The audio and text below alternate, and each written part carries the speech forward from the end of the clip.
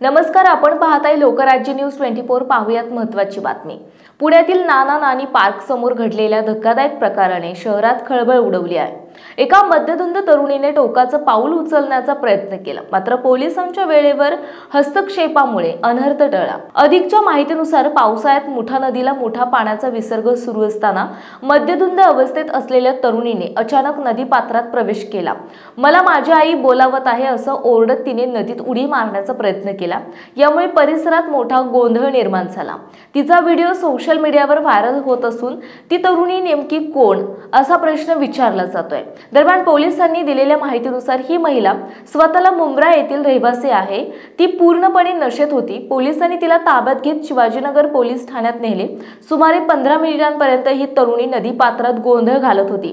पावसाळ्यात नदीच्या प्रवाहात वाढ झाल्याने मोठा धोका निर्माण झाला होता, मात्र पोलिसांच्या तत्परतेमुळे कोणतीही जीवितहानी झाली नाही।